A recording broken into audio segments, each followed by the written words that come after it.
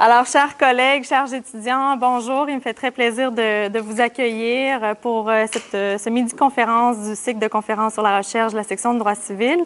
L'événement d'aujourd'hui est organisé en collaboration avec le Centre droit, technologie et société de l'Université de la Faculté de droit. Alors, on est très heureux d'accueillir aujourd'hui la professeure Jane Ginsberg, qui est la professeure Morton Janklow, Professor of Literary and Artistic Property Law à la Faculté de droit de l'Université Columbia à New York.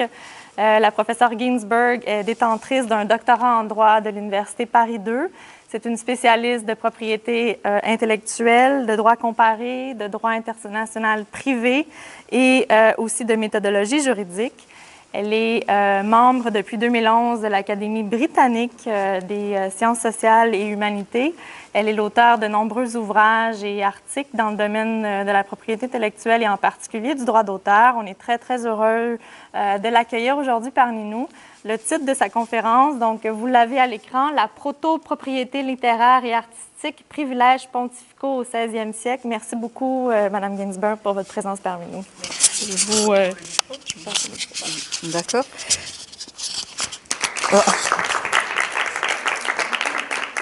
Merci beaucoup d'être venu. En fait, le plus souvent quand je fais des conférences, c'est sur des questions de la technologie actuelle. Mais en fait, là, c'est plutôt la technologie assez ancienne. On m'a demandé de faire quelque chose de completely different. Et je parie que vous n'aurez pas eu beaucoup de conférences sur ce sujet-là. Mais en fait, il s'agit d'un sujet qui, au-delà de son intérêt historique, c'est vraiment finalement des fondements du droit d'auteur dont on parle. Parce que même si, en général, on dit que les privilèges, c'est un précurseur, mais qui finalement n'a rien à voir avec le droit d'auteur, on verra qu'il faut nuancer un peu le propos.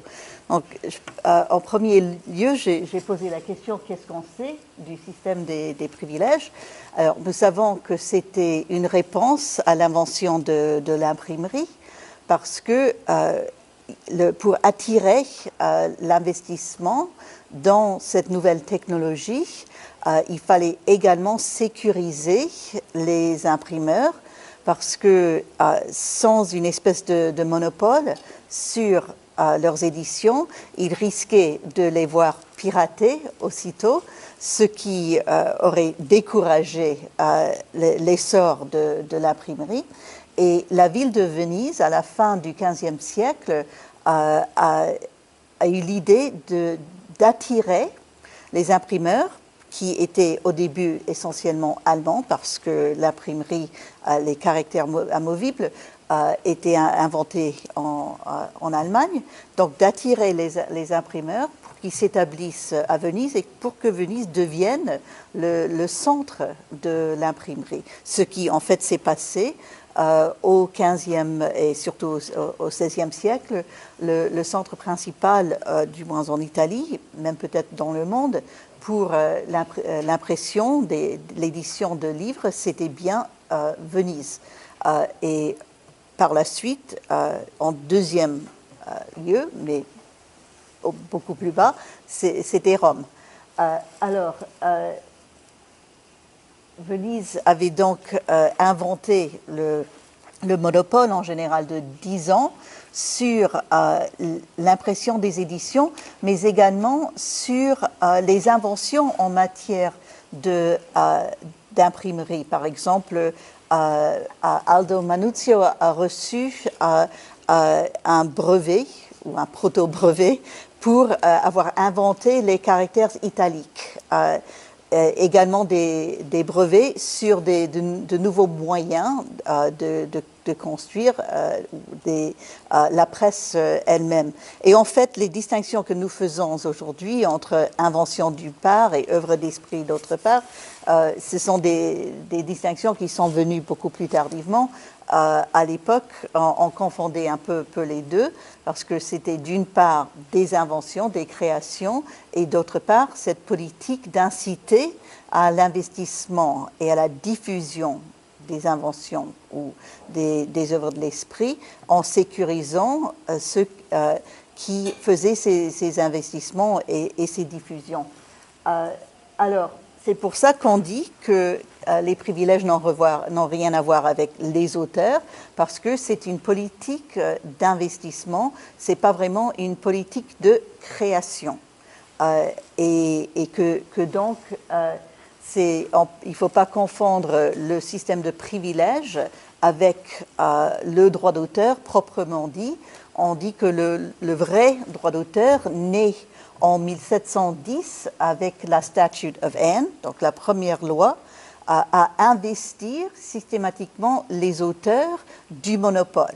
Alors qu'auparavant, dans le système de privilèges, c'était pour la plupart l'imprimeur ou le libraire, les fonctions n'étaient pas très nettes à l'époque, qui était investi du monopole sur l'impression du livre.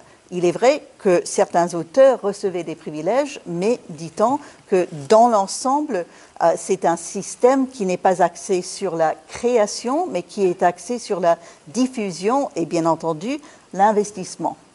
Vous m'entendez? Donc, qu'en est-il de ce qui a déjà été étudié en matière de privilèges en imprimerie, du moins pour l'Italie?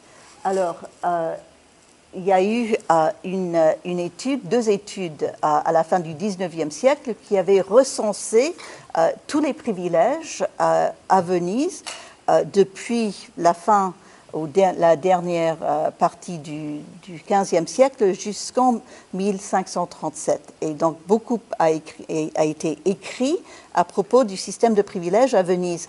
Et en fait, je pense que ce qu'on sait des privilèges est plus ou moins tiré du système vénitien. Alors, dans la mesure où les autres systèmes se sont calqués sur le système vénitien, c'est pas faux, mais nous verrons que ce n'est pas tout à fait exact non plus. Alors, il y a eu également des privilèges dans d'autres principautés en Italie, et il y a eu des études de ces autres villes, de ces autres privilèges, mais en ce qui concerne le privilège pontifical, il n'y a pas eu d'études d'ensemble, surtout après 1525, sur l'ensemble des privilèges. Il y a eu une étude assez approfondie sur les privilèges en matière d'œuvres picturales, sur les estampes et les gravures, mais sur l'ensemble des œuvres, donc sur les livres et sur les œuvres musicales, il n'y a pas eu d'études approfondies de l'ensemble. Par l'ensemble, je veux dire les privilèges dont on trouve les documents aux archives secrets du Vatican, parce que c'est là où se trouvent les documents originaux.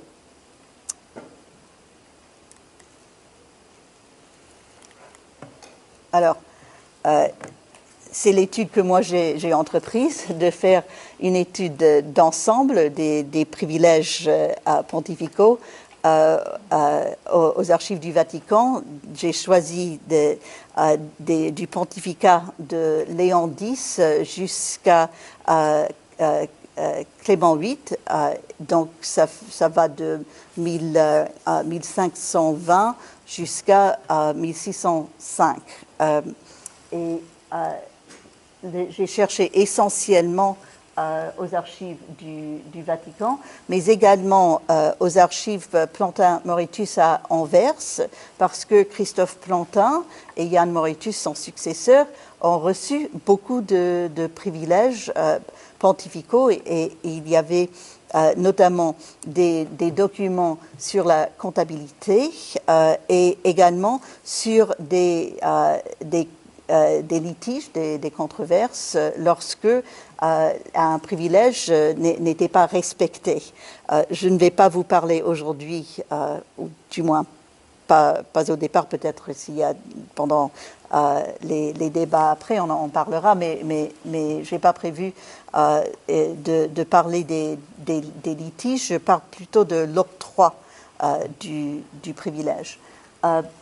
Et ce qui aide beaucoup, c'est, pour ceux qui s'intéressent à l'histoire du livre, il y a une banque de données qui s'appelle Edit 16, et c'est le recensement intégral de livres publiés en Italie au XVIe siècle.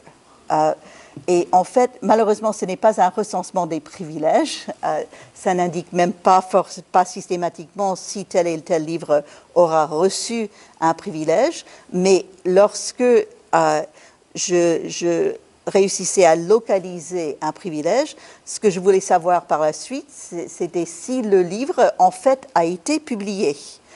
Et pour cela, c'était très utile d'avoir accès à cette banque de données qui me permettait de contrôler sous le nom de l'auteur ou le nom de l'éditeur si le livre en fait a été publié. Et je pouvais également chercher non, là je ne l'ai pas indiqué, mais dans le catalogue en ligne de la Bibliothèque du Vatican, qui n'est pas la même institution que les archives, c'est dans le même bâtiment, mais c'est deux institutions différentes avec deux bureaucraties différentes.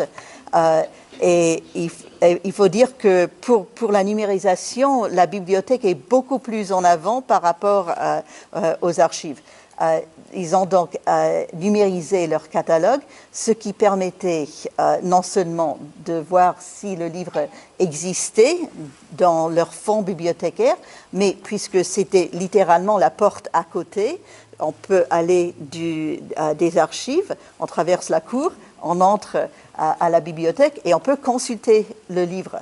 Donc ça, c'est une chose extraordinaire, parce qu'on est plein dans le XVIe siècle et on peut consulter, toucher, ouvrir des livres du XVIe siècle donc pour consulter le livre et également voir si le privilège y paraissait, parce que, comme nous le verrons tout à l'heure, souvent, il y a au moins la mention du privilège, mais parfois il y a une impression intégrale du texte du privilège dans les premières pages du livre. Bon, alors, pour que vous voyez de quoi il s'agit, je ne peux pas agrandir, mais j'espère que vous avez un peu l'idée. Alors, j'ai appliqué ces diapositives lors de notre discussion d'hier soir. Comment se fait-il que vous avez choisi cette matière à étudier et comment c'était et j'ai dit que j'ai choisi cette matière un peu bêtement. Je savais que personne n'avait fait une étude approfondie et je pensais bêtement que puisqu'il s'agissait de documents autour des privilèges en imprimerie, que les documents eux-mêmes seraient imprimés. Alors, c'est là où j'ai tout de suite vu que je me suis gravement trompée. Et bon, ça je vous ai donné, c'est pas le pire, mais c'est quand même une idée, parce que ce qui est conservé aux archives du Vatican, c'est la copie pour... pardon, je m'excuse. J'ai oublié. Oui.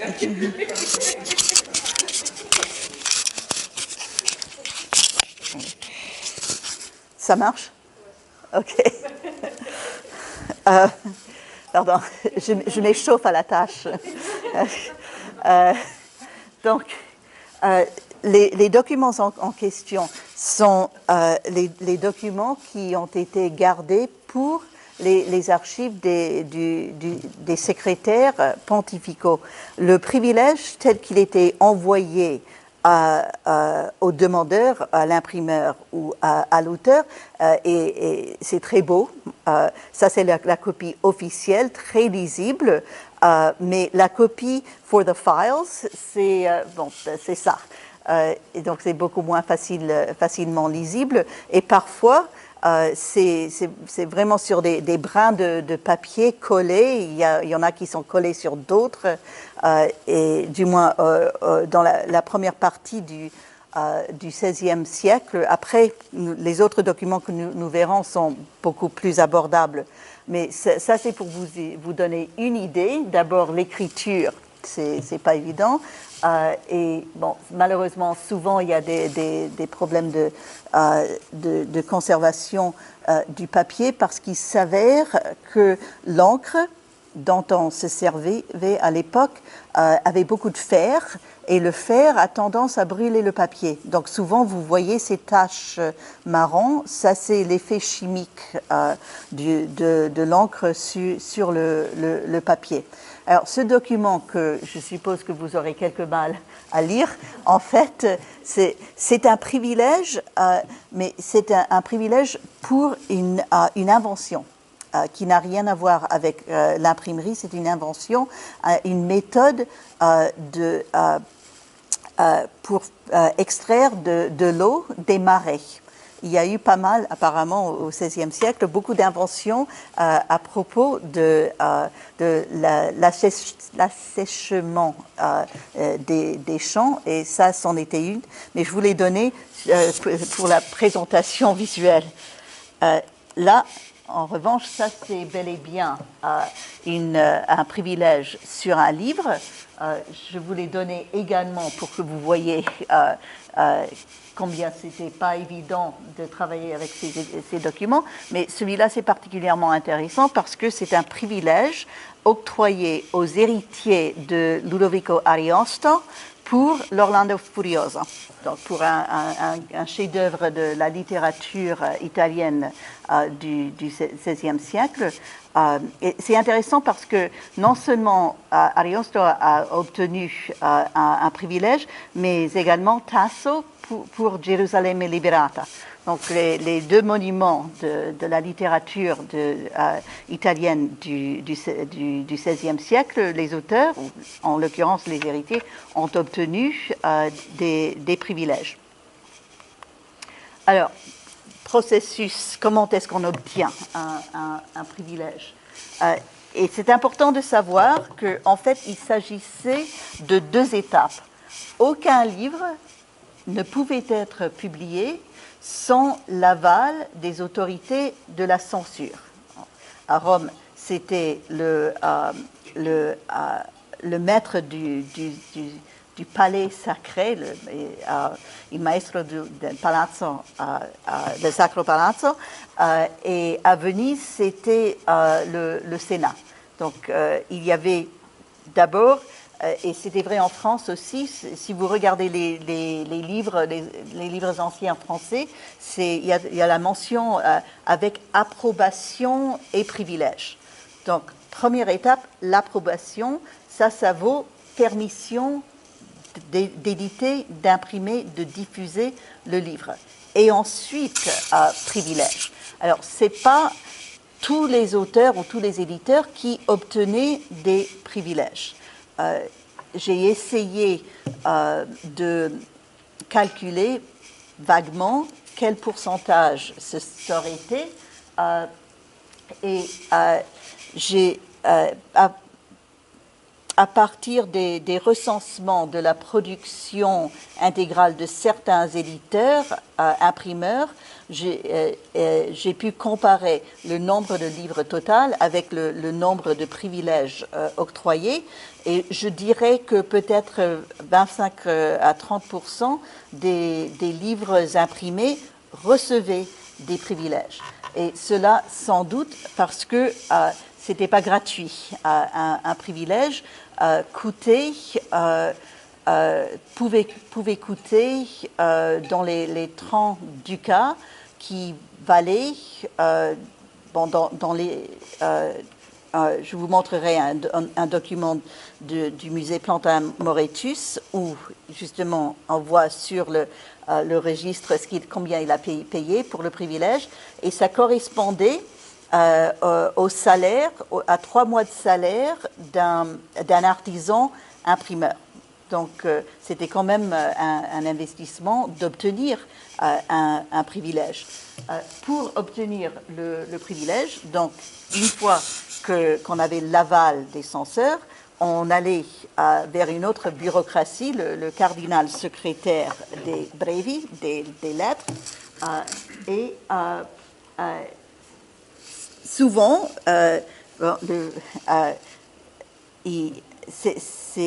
ça pouvait aider les choses d'être pistonnées, et donc on faisait état du soutien d'un cardinal ou d'un autre personnage d'envergure pour aider ou pour faciliter ou expédier l'octroi du privilège. Et comme j'ai dit, ce n'était pas donné. Donc je vais vous donner des exemples, des documents qui démontrent les étapes de la recherche d'un privilège.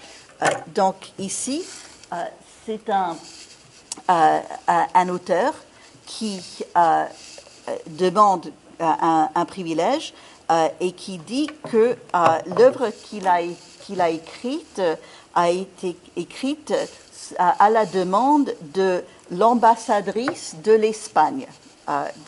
Et que s'il recevait le privilège, c'est non seulement que lui serait très reconnaissant, mais également l'ambassadrice d'Espagne lui serait gré si on obtenait le privilège.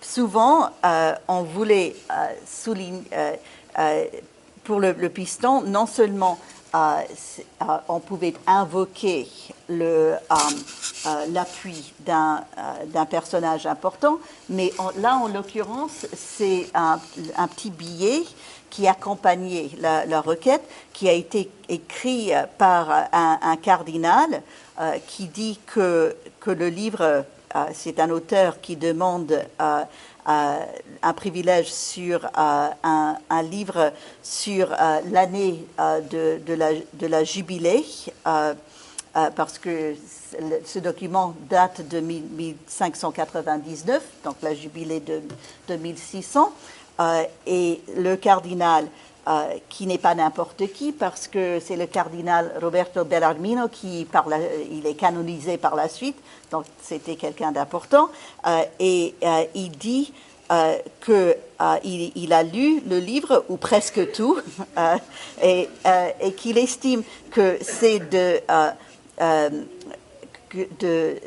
que la doctrine du livre est tout à fait conforme aux enseignements de l'Église. Il dit que c'est d'une doctrine saine et que ce sera utile à quiconque lira le livre. Donc là, on a l'aval d'un cardinal. Et en fait, quand on regarde le dos de la requête, c'est au dos que le secrétaire ou les assistants du cardinal secrétaire prenaient note pour faire un petit résumé de quoi s'agit dans la requête, de quoi s'agissait-il. Donc là, c'est écrit le nom du requérant, une petite description du livre, et on va juste dans la ligne, juste avant la dernière ligne, on dit que cette pétition est appuyée par le cardinal Bellarmino. Donc, là, on voit l'influence qui est en jeu. Autre exemple des démarches pour obtenir un privilège.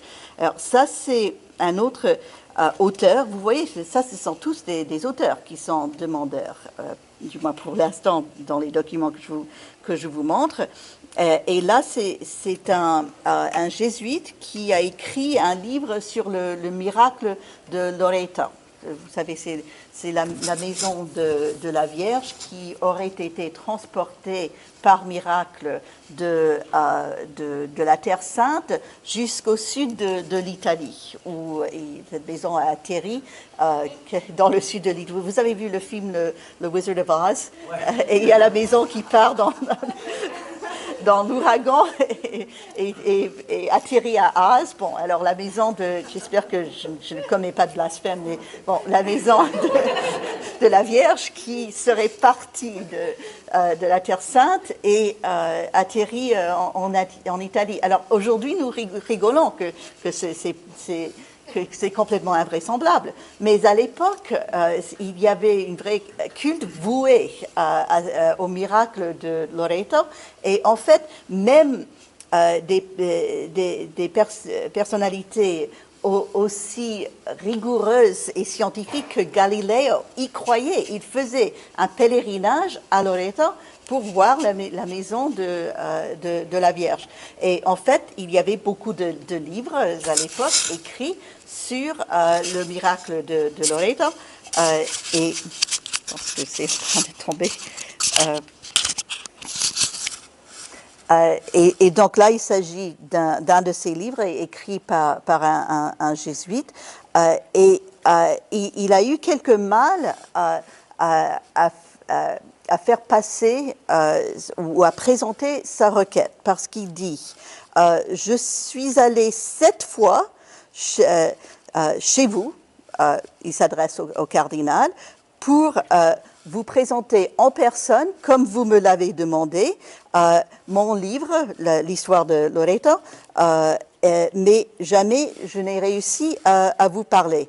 Finalement, ayant entendu que vous partez tôt le matin et que vous restez déjeuner au palais pontifical et que vous ne rentrez chez vous que très tard la nuit, je me suis résolue à vous envoyer la présente requête et je m'excuse de ne pas avoir pu le faire en votre présence à haute voix. Donc, on imagine ce pauvre prélat qui s'est stationné, planté devant la maison du cardinal en essayant de l'attraper quand il sort pour aller au Vatican. 7 fois, il a essayé.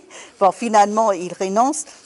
Et il lui envoie la pétition, mais là, il est un peu coincé parce que entre-temps, on a imprimé le livre et il n'attend qu'on puisse mettre sur la première page, le frontispice du livre, la mention avec privilège. Mais ils ne peuvent faire cela avant que le cardinal n'ait en fait donné son accord. Et donc, il y a des livres en attente. Il ne peut pas finir l'impression ni diffuser les livres avant qu'il n'ait reçu le privilège. Et donc, il demande qu'on lui expédie ce privilège aussitôt que possible pour que le livre ne soit plus retardé.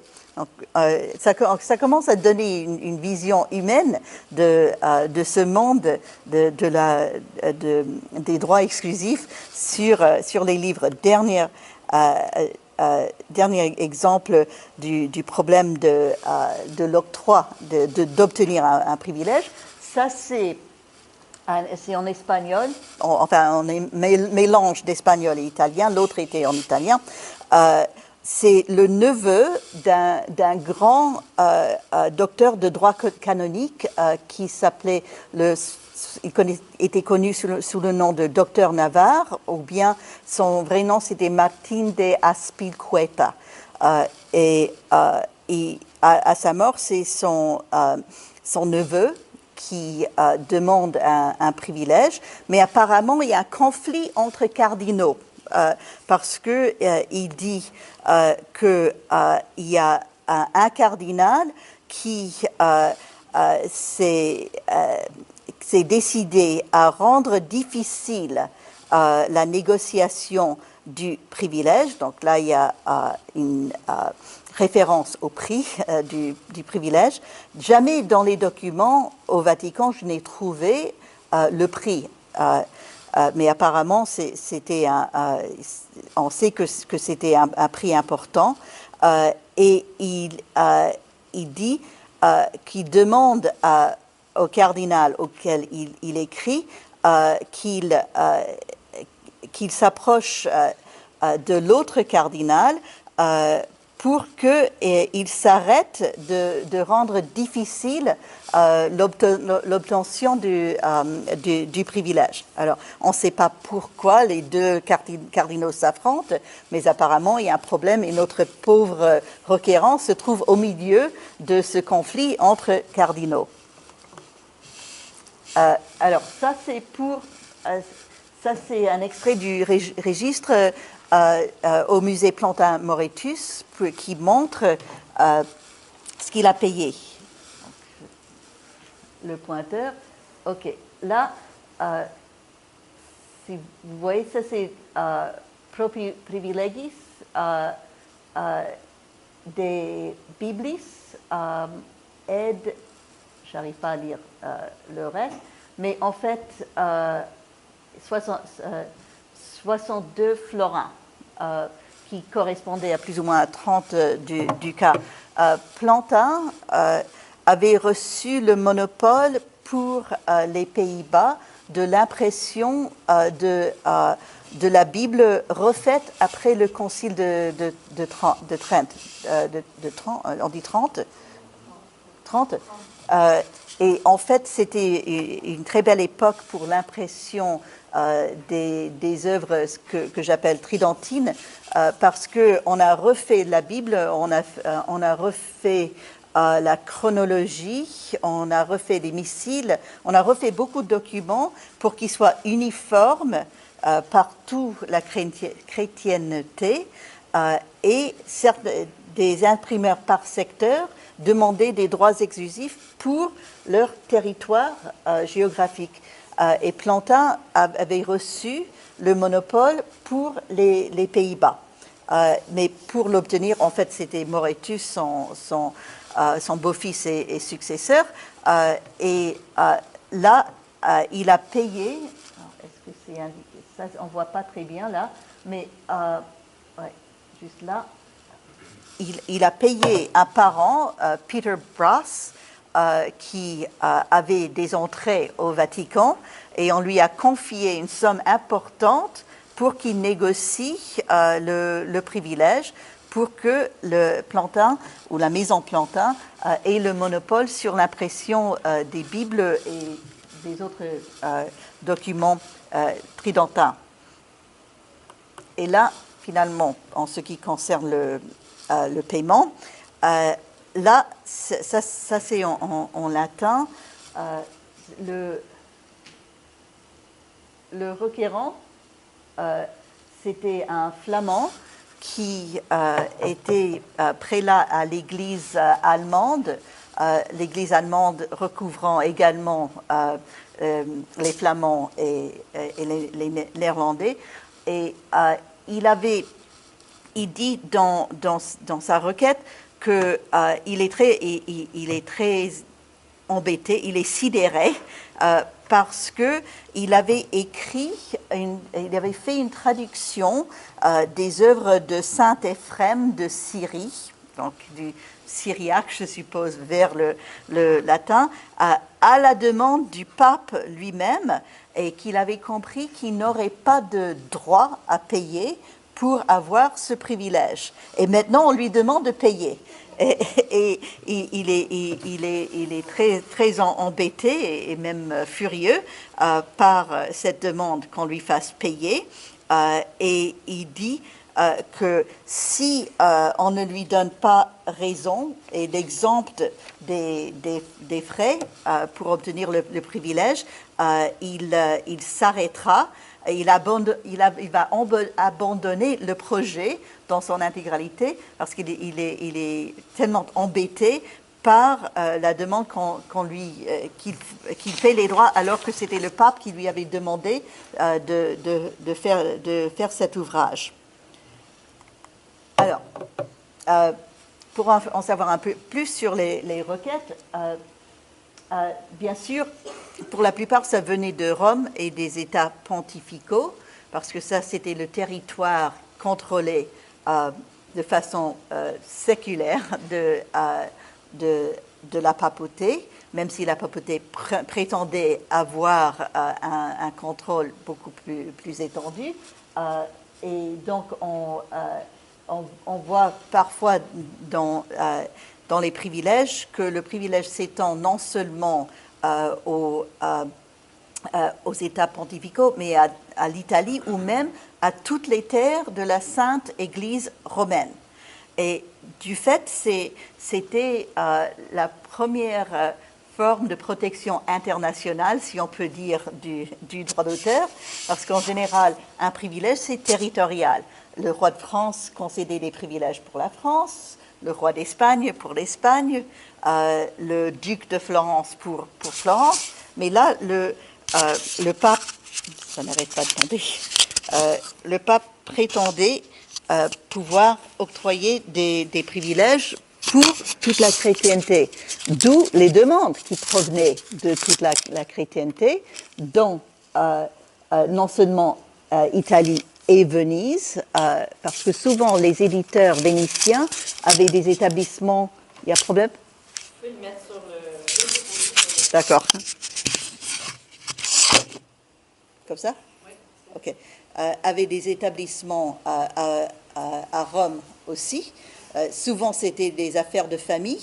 Donc, il y avait la branche principale à Venise, et puis un fils, un frère qui s'établissait à Rome, et également à Lyon. Lyon, c'était une grande ville pour l'édition, et souvent, c'était des familles italiennes établies également à Lyon. Donc, en l'occurrence, on voyait d'autres parties de l'Italie, et même en dehors de l'Italie, j'ai trouvé des privilèges qui venaient d'aussi loin que le Mexique. Il y en avait aussi de Pologne, c'était l'université de Helm qui demandait des privilèges, et aussi pas mal de demandes de la Bavarie en Allemagne. Donc, ils ont dû croire à une certaine efficacité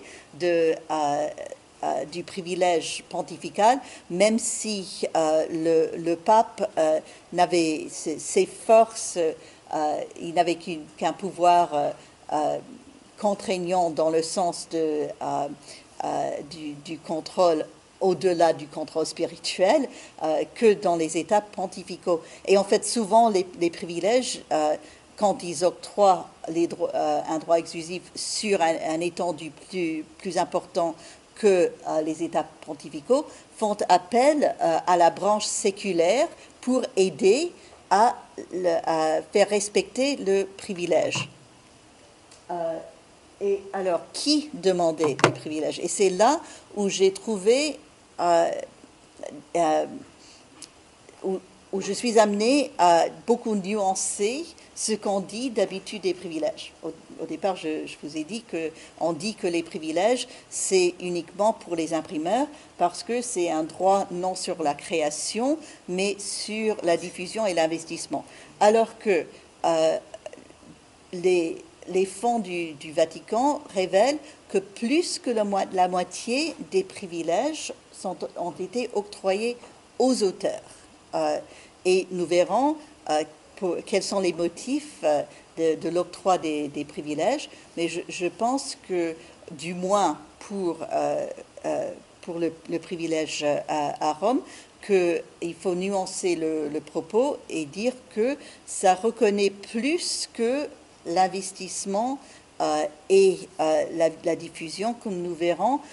Il y a une reconnaissance croissante de la création et du rôle de l'auteur. Bon. Et donc, c'est ce que je viens de vous dire. Bon, ça c'est le recensement je vous ai parlé de qui, maintenant quoi, quelles sortes d'œuvres ont reçu des privilèges. Et là, c'est pas une surprise, c'est peut-être pas une surprise que que la plupart des œuvres ont un caractère religieux. Soit que ce soit des œuvres que j'ai appelées tridentines, mais également beaucoup de la vie de saints X et Y ou des manuels de piété. Ça fait la partie la plus importante de l'impression romaine, mais il n'y avait quand même pas que ça. Alors là, on voit que ça, c'est mon recensement d'après les privilèges, et on voit qu'il y avait beaucoup art, architecture, images, et puis j'ai mis tourisme aussi, parce que les privilèges, c'était pas seulement pour les livres, mais également pour les estampes et les gravures.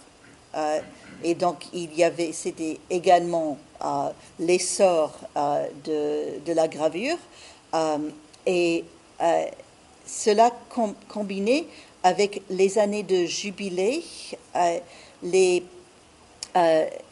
gravures faisaient la fonction à l'époque de la carte postale et de l'affiche artistique actuelle. C'est-à-dire, ça faisait un souvenir. Les pèlerins venaient à Rome pour une année de jubilé et voulaient bien ramener un souvenir. Bien entendu, pas d'appareil de photo, et ils n'étaient pas tous capables de faire eux-mêmes des dessins des monuments, les gloires anciennes et modernes de Rome.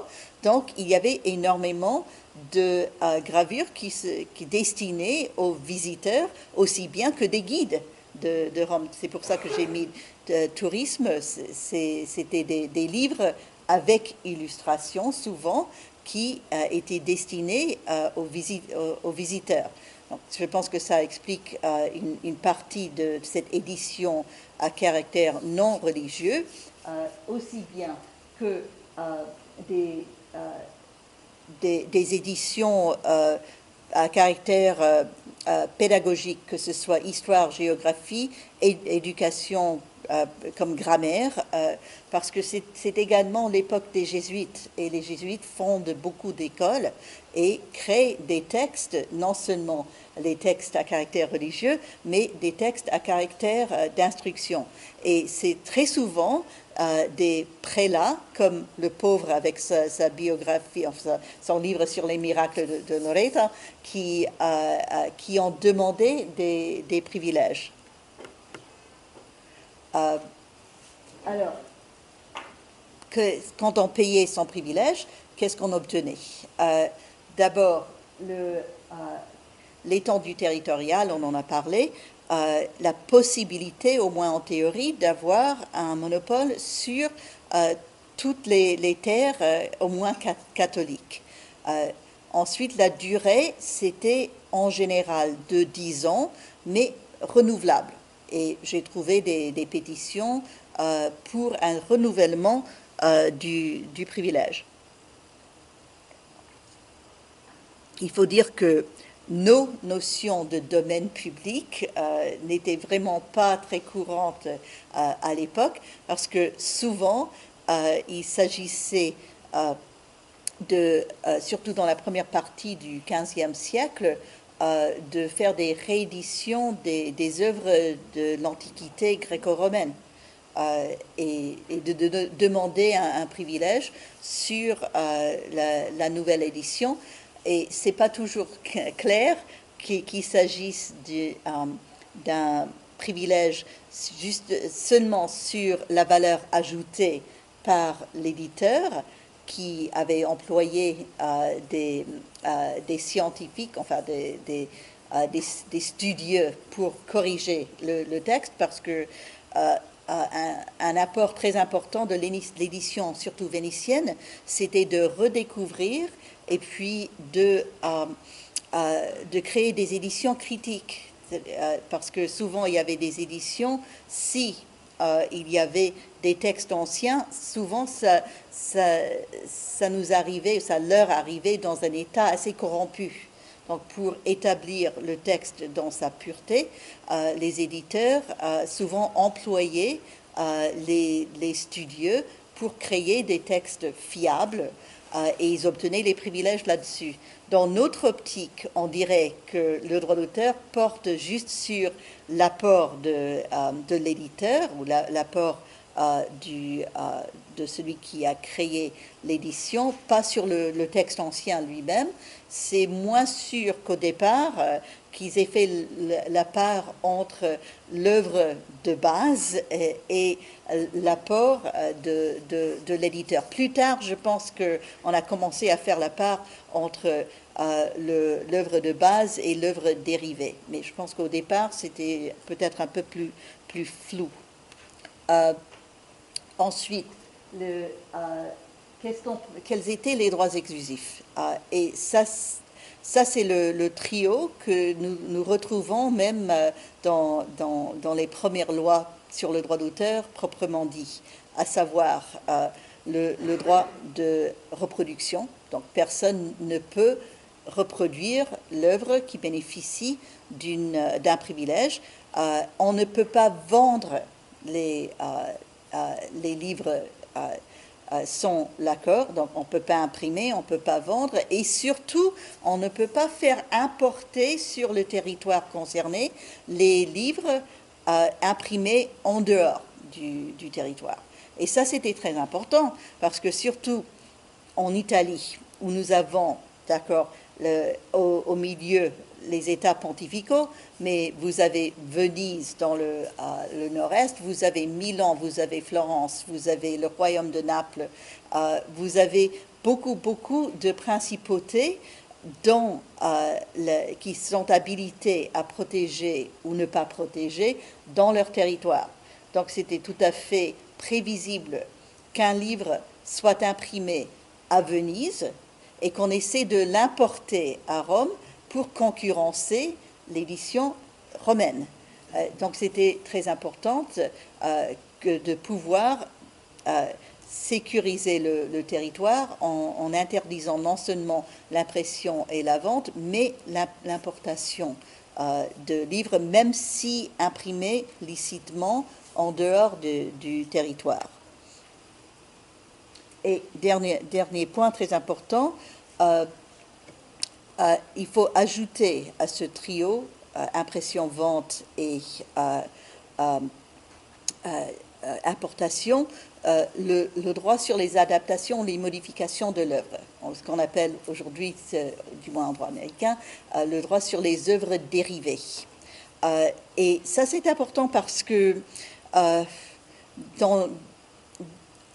dans les débats actuels sur le droit d'auteur, il y en a beaucoup qui disent que l'idée que l'auteur ou l'ayant droit puisse avoir un contrôle sur les modifications de l'œuvre, sur les adaptations de l'œuvre, sur les nouveaux marchés créés par les adaptations de l'œuvre, que c'est un nouveau concept et qu'en quelque sorte c'est même un peu illégitime parce que ça empiète sur la liberté d'expression. Ça, c'est un peu le discours d'aujourd'hui que certains d'entre vous reconnaîtront très bien. Mais en fait, ce n'est pas exact. On voit même dès le départ une certaine protection sur les adaptations des livres et aussi des images. Alors, pourquoi? Et je pense qu'il y a deux motivations. D'une part, ce que j'ai appelé des raisons défensives et d'autre part des raisons d'entreprise. Dans les raisons défensives, on veut protéger l'intégrité du texte. Alors, il ne faut pas confondre ça avec le droit moral d'aujourd'hui. On ne protège pas l'intégrité du texte nécessairement parce qu'on veut protéger la personnalité de l'auteur dont l'empreinte se trouve dans le livre. Ça, c'est le discours actuel. Au contraire, c'est parce que souvent, comme nous avons vu, il s'agit de livres qui ont un intérêt doctrinal pour l'Église. Et là, c'est très important que la doctrine soit rendue correctement et qu'il n'y ait pas d'abrégé ou de modification à la doctrine de l'Église. Donc c'est l'intégrité du texte, mais pas à cause de l'auteur, mais à cause de l'Église. D'autres raisons, c'était que souvent, un concurrent astucieux aurait essayé d'éluder le privilège en faisant une version légèrement changée. Donc, en raccourcissant l'œuvre ou bien en ajoutant d'autres choses ou en faisant des modifications et en disant « je n'ai pas reproduit l'œuvre dans l'exactitude ou dans sa intégralité, donc je n'ai pas violé le privilège ». Et on voit au fur du XVIe siècle, et Laurent Pfister en France a vu la même chose en France, qu'on commence à étendre le privilège sur des variantes, notamment pour contrecarrer les astuces des concurrents. Et puis finalement, les raisons d'entreprise, c'est que je pense que, au moins pour les privilèges pontificaux, ils ont reconnu de nouveaux marchés, surtout en matière de traduction. Parce qu'auparavant, tout était en latin, et parfois on voyait au début du siècle des privilèges qui octroyaient des droits sur des versions latines et italiennes, mais au fur et à mesure, on commence à voir des privilèges pour également des traductions en langue française, en langue espagnole, ou en quelconque langue. Donc on voit que l'auteur voit que son marché s'étend, ou l'éditeur voit que le marché s'étend, et que de plus en plus on va vers la langue parlée au lieu du latin. Et donc pour que son monopole soit valide, vu les nouveaux marchés linguistiques, on voit que le privilège commence à s'étendre également à ces autres langues. C'est intéressant parce qu'au XIXe siècle, la question du droit exclusif sur les traductions a été une question très, très controversée.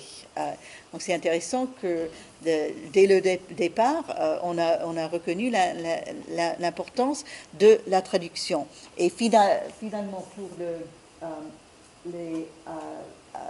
les raisons d'entreprise, nous verrons qu'il y a même des privilèges qui reconnaissent la possibilité d'adaptation et donc qui octroient à l'auteur un privilège futur sur les futures versions de l'œuvre. Et donc je vais vous montrer des exemples de cela.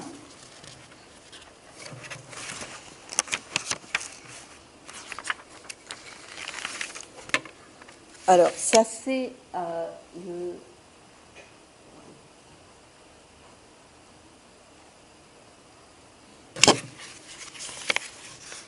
Ah oui, ça c'est notre...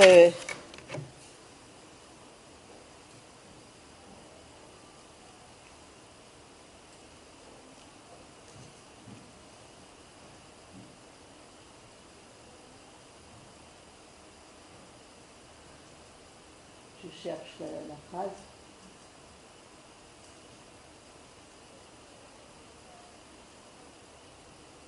Pardon. Oui, ok. Là, c'est encore un auteur et qui a écrit un commentaire sur une œuvre de saint Thomas d'Aquin, et que en fait c'est une compilation des œuvres, ou certaines œuvres de saint Thomas d'Aquin, et il dit que qui doit recevoir un privilège parce que son œuvre est très utile à l'Église de Dieu et parce que il se peut que d'autres le fassent imprimer, la fassent imprimer avec quelques ajouts qui ne répondent pas à la sincérité et à la vérité de cette doctrine de saint Thomas d'Aquin, enfin, qui ne soit pas aussi sincère et vrai dans leurs éditions que celui que le requérant, avec beaucoup de diligence, a porté à son édition. Donc là, on voit la raison défensive, c'est pour protéger la doctrine de l'Église contre des ajouts qui risquent de fausser la doctrine de l'Église.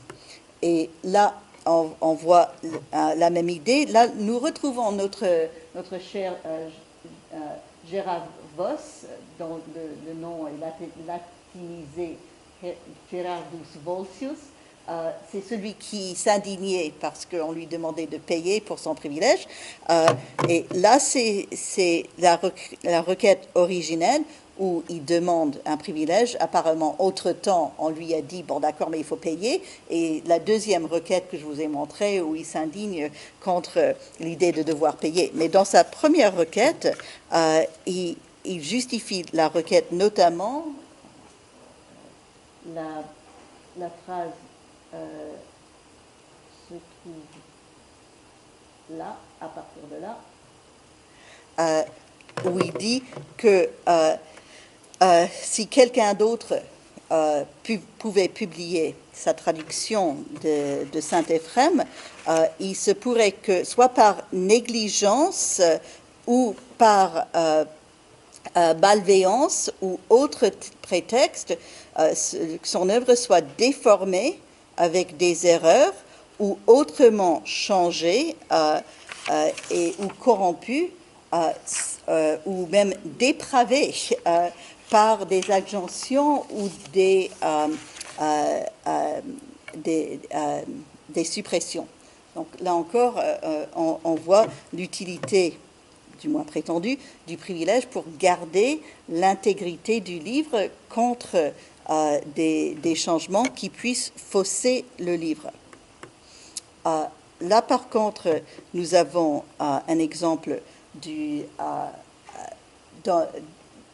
protection de l'œuvre dérivée pour des raisons d'entreprise.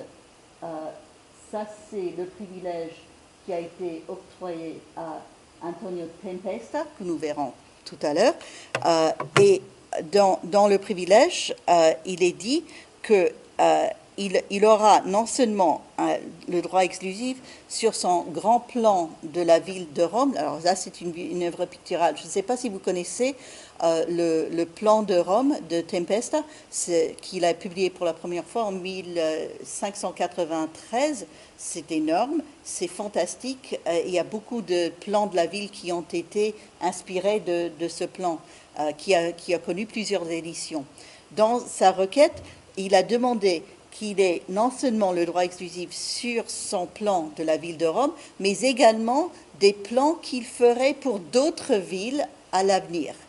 Et en fait, il reçoit un privilège non seulement sur le plan qu'il a fait de Rome, mais également sur d'autres plans de ce type pour d'autres villes qu'il aura créées et fait graver.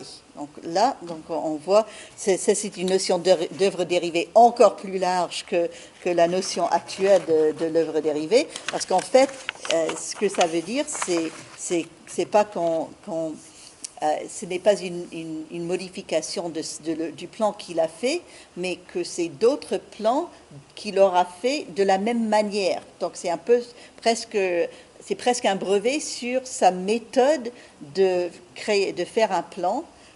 C'est un plan à vue d'oiseau sur la ville de Rome et qu'il ferait pour d'autres villes. Alors, si les œuvres sont protégées, du moins dans une certaine mesure, contre les adaptations, qu'en est-il d'une adaptation qui ne soit pas une adaptation illicite, mais une adaptation licite, parce que notamment l'œuvre adaptée n'est plus elle-même protégée. Et en fait, les adaptations pouvaient être considérées des œuvres en tant que telles et protégeables. Donc, et ce qui arrivait souvent, surtout dans le domaine de l'œuvre picturale, c'est non seulement on faisait des gravures des monuments de Rome, mais on diffusait les images des tableaux et des fresques, donc des œuvres picturales existantes en une seule copie, mais on en faisait la diffusion avec des versions gravées. Donc il y avait des gravures d'origine, donc qui n'étaient pas tirées d'œuvres antérieures, mais il y avait également des versions gravées, des gravures des tableaux.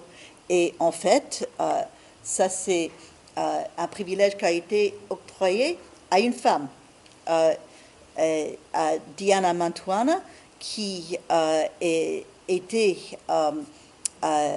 une gravure, et là, elle demande le privilège de faire des gravures d'œuvres de peintres, notamment de Michel-Ange, de Raphaël et de Daniele di Volterra. Et puisque il paraît que ces artistes n'ont pas eux-mêmes demandé le privilège de transformer leurs œuvres en gravure, elle pouvait, enfin, elle dit dans sa requête qu'elle demande le privilège de faire des gravures de leurs œuvres et que ces gravures soient protégées pendant 10 ans. Donc là, nous avons un exemple de la protection d'une œuvre dérivée, licite, et c'est pas inintéressant que ce soit une femme. Je n'ai trouvé que 2 privilèges octroyés directement aux femmes. Cet artiste et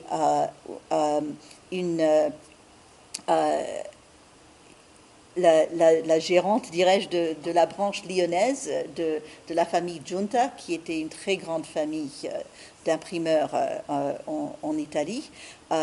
Et c'est octroyé à elle à titre propre. Souvent, ce qui arrivait, c'est que, comme l'édition était une affaire familiale, souvent les veuves et les filles récupéraient les privilèges, dirigeaient la maison, mais si elles étaient détenteurs de privilèges, c'était par transmission, soit par transmission par le mari titulaire ou bien par transmission par l'auteur.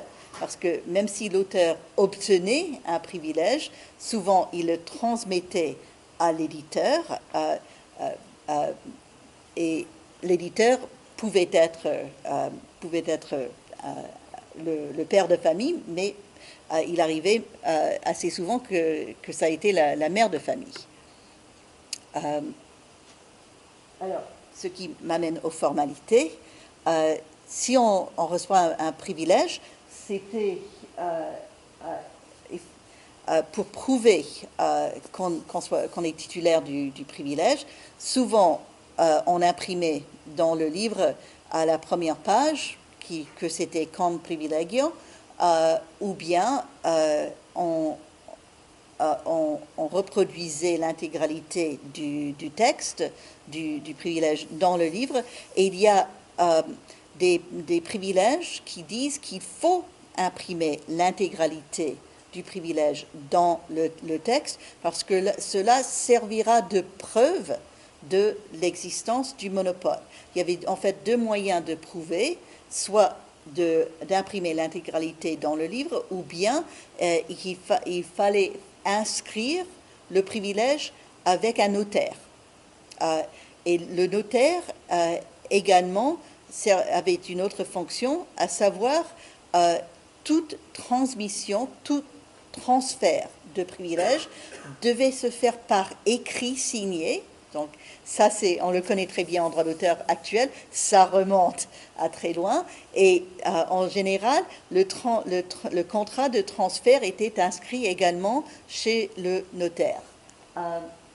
Et parfois, on trouve également, il y a certains privilèges qui disent qu'en plus de tout cela, il faut afficher le privilège dans le quartier des imprimeurs. Il y avait un quartier, le Campo dei Fiori, à Rome, où étaient concentrés la plupart des libraires, des imprimeurs.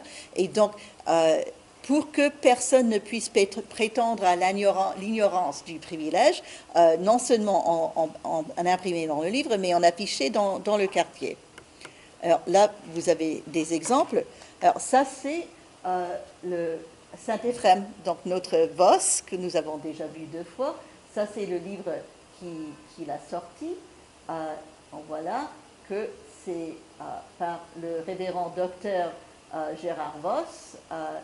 Et là, on voit que c'est cum privilegio summi pontificis, donc avec le privilège du souverain pontife. Et on voit aussi permissu superiorum. Ça, c'est l'approbation. Ça, c'est la permission d'imprimer. Donc, tout livre devait porter la mention de la permission. Et s'ils obtenaient un privilège, ils portaient la mention du privilège. Alors ça, c'est un privilège qui a été imprimé dans un livre. Et c'est...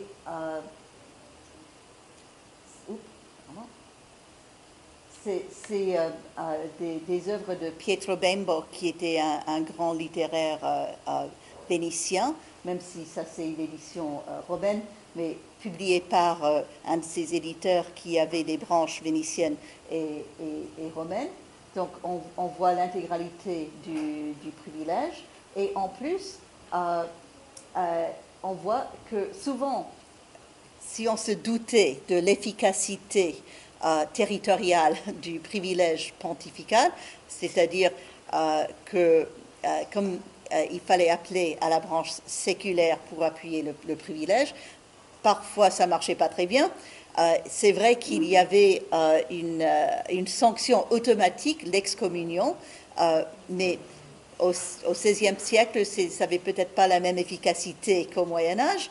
Donc, si on voulait vraiment sécuriser son édition, en fait, on cherchait des privilèges de partout. Donc là, en l'occurrence,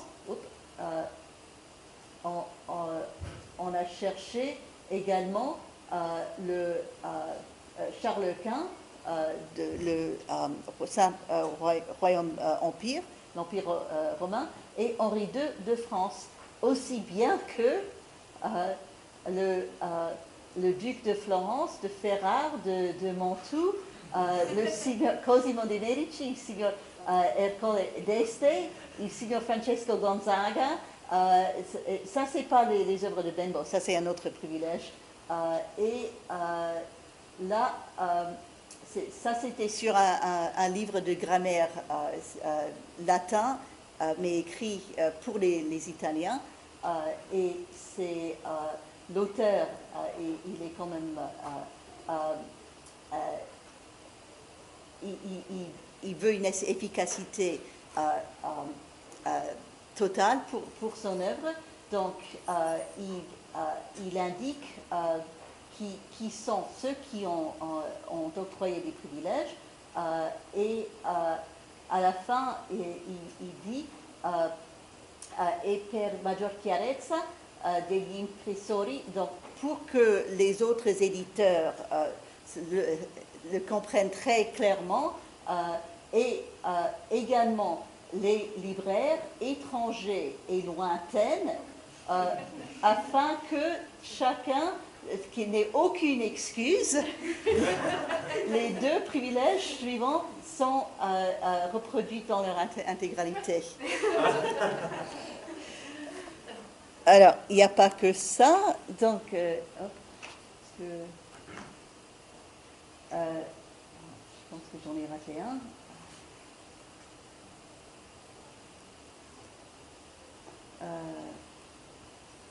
Bon, je pense qu'il y en avait un, et apparemment, je ne l'ai pas reproduit. Mais c'était un privilège où, en plus du privilège officiel, l'imprimeur avait écrit en caractères majuscules attention, souvenez-vous qu'aucun crime ne restera impuni. Bon, alors les 5 sanctions, je vous ai déjà parlé de l'excommunion. Une sanction très courante et qui existe encore actuellement, c'est la saisie et la confiscation et la destruction des œuvres contrefaisantes et des amendes. Alors, le système d'amende avait une particularité qui, pour nous, serait un peu sidérant, à savoir que la somme était divisée entre le détenteur du privilège et celui qui dénonçait le privilège, au cas où c'était quelqu'un d'autre, et le juge. Donc, alors, on dirait que ça a tendance à favoriser l'application du privilège si le juge va recevoir un tiers de l'amende. Alors, on arrive à la fin. Les motifs, pourquoi est-ce qu'on a octroyé un privilège, comment est-ce qu'on justifiait un privilège, et là, je ne sais pas si vous arrivez à lire, mais il y a les motivations, et divisé par auteur et imprimeur, parce qu'il y avait certaines justifications qui étaient invoquées plus souvent par l'auteur, d'autres par l'éditeur, et aussi, donc, le plus souvent, dans les 2 cas, c'était qui craignent qu'une fois l'œuvre publiée, sera piratée aussitôt. Donc ça, c'est la justification du départ, et ça, on le trouve à peu près partout. Souvent, on dit « j'ai créé un livre qui sera utile à l'Église ou utile à tout le monde », ou bien j'ai dépensé beaucoup d'efforts et d'argent en la création de cette œuvre.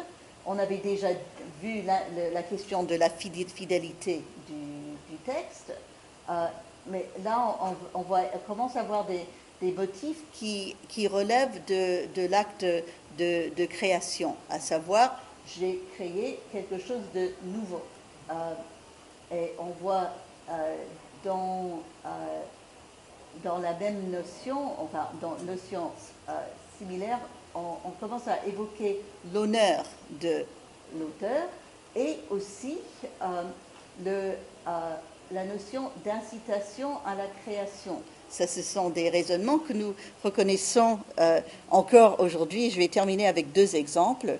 Alors ça, c'est une requête par un Italien, un mathématicien qui a donc créé un livre de mathématiques, et il dit qu'il lui semble normal que ceux qui se fatiguent dans des études au bénéfice d'autrui, qu'ils soient pour leurs efforts reconnus et rémunérés, au moins avec des prérogatives, pour que ces mêmes studieux puissent plus volontiers s'atteler à encore plus d'efforts, et que d'autres soient inspirés à des efforts semblables. Alors là, on voit la notion du monopole comme incitation à la création. Donc c'est la récompense de celui qui a travaillé, mais c'est aussi une incitation pour qu'il travaille davantage, et voyant cette récompense, que d'autres veuillent créer des œuvres au bénéfice de tout le monde. Et puis finalement, notre ami Antonio Tempesta, celui qui a créé le grand plan de Rome, et là, je vais vous lire l'intégralité, c'est pas très long, parce qu'on trouve vraiment toutes les justifications que nous connaissons aujourd'hui, on le trouve déjà en 1593. Il dit, Antonio Tempesta, un peintre florentin, ayant, dans cette ville de Rome, publié un livre de Rome moderne, donc son plan de 1593, duquel il est non seulement le créateur, donc celui qui a la conception de l'œuvre, mais il a également dessiné et gravé avec sa propre main, avec beaucoup d'efforts et de dépenses et de diligence personnelle sur plusieurs années. Donc là, on voit le travail. Et craignant que d'autres puissent usurper cette œuvre pour eux-mêmes en la copiant et par conséquent en recueillant les fruits de ces efforts. On voit même la rhétorique, on voit qui remonte très, très loin. Donc, s'approche prie à votre sainteté et demande humblement qu'il daigne lui accorder un privilège particulier tel qu'est octroyé d'habitude à chaque créateur d'œuvres nouvelles. Donc, on a déjà une notion, d'accord, c'est un privilège particulier, c'est un don, mais on a déjà une notion de entitlement. On crée une œuvre nouvelle, donc c'est normal qu'on reçoive un privilège. Pour que personne dans les États pontificaux puisse pendant 10 ans imprimer, faire imprimer ou permettre à d'autres de faire cette œuvre, et demande en plus que toutes les autres œuvres que le requérant au futur aura créées ou divulguées avec la permission des supérieurs, donc il prend bien soin de reconnaître qu'il doit passer par les censeurs quand même, avec la permission des supérieurs, pour qu'ils puissent bénéficier du même privilège sur les œuvres futures, pour que, avec d'autant plus de volonté, pour qu'ils puissent veiller à et travailler tous les jours afin de créer de nouvelles choses au bénéfice de tout le monde et pour son propre honneur, parce qu'il aura reçu la grâce singulière de votre sainteté.